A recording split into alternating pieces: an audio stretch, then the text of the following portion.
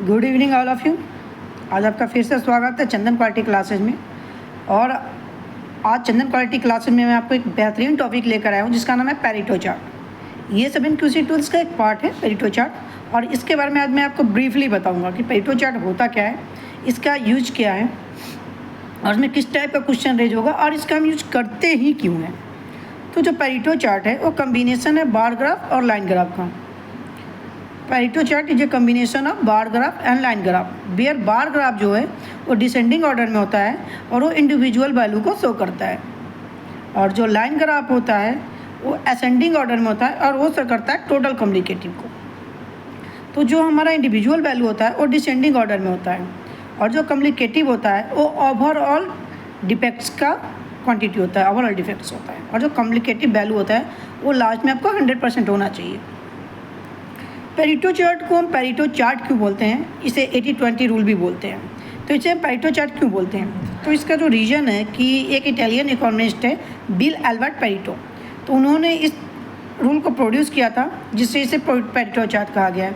इसे 80-20 रूल भी कहा जाता है क्योंकि according to Bill Albert Pareto उस टाइम इटली में 80% पर्सन के बाद 20% वेल्थ था, और 20% पर्सन के पास 80% बिल था, जो कि अनइक्वलिटी को शो करता था।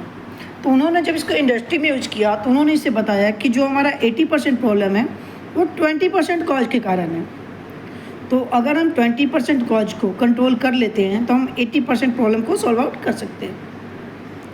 पेरेटो चार्ट में दो वर्ड आता है, एक वाइटल फ्यू, एक ट्राइबल मेनी। ये बहुत ही जनरल यूज किया जाता है पेरेटो चार्ट में, वाइटल फ्यू और ट्राइबल मेनी। आपसे इंटरव्यू में डेफिनेटली पूछा जाएगा कि what is vital few and tribal many in Pareto chart. तो जो वाइटल फ्यू होता है मतलब क्या होता है उसका कि प्रॉब्लम देखने में बहुत छोटा बट उसका इम्पैक्ट बहुत ज़्यादा हो।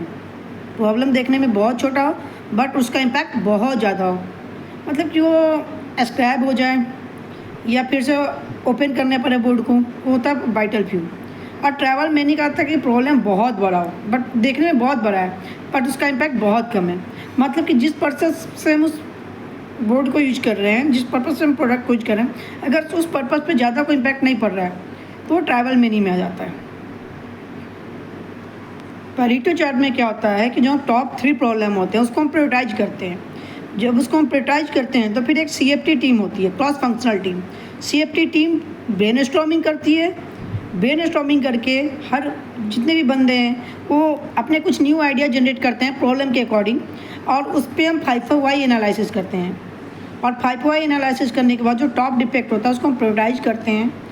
ये होता है पेरेटो चार्ट में कि जो टॉप 3 डिफेक्ट होता है उसको प्रायोरिटाइज किया जाता है, और उसको फिर से हम वैलिडेट करते हैं, उसको हम ट्रैक करते हैं कि जो प्रॉब्लम है वो रिड्यूस हुआ या नहीं, या सॉल्व आउट जो टॉप 3 प्रॉब्लम है वो सॉल्व आउट हो रहा है या नहीं।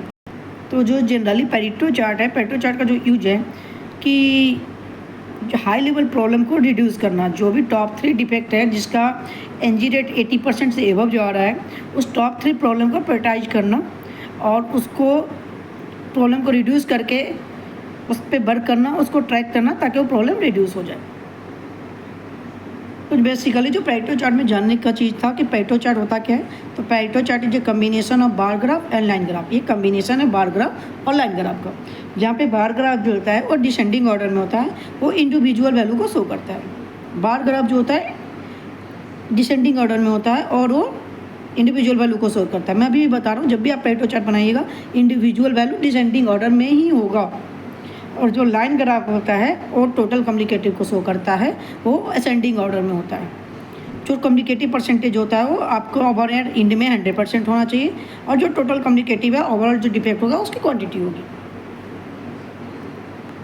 इसे 80-20 रूल कहने के पीछे जो राज है वो ये है कि बिल एल्बर्ट पेरेटो के अकॉर्डिंग अगर 80% जो प्रॉब्लम है हमारे 20% कॉजेज के कारण होते हैं, अगर उस 20% कॉज को हम कंट्रोल कर लेंगे तो 80% प्रॉब्लम बाय क्लियरली हमारा सॉल्व आउट हो जाएगा।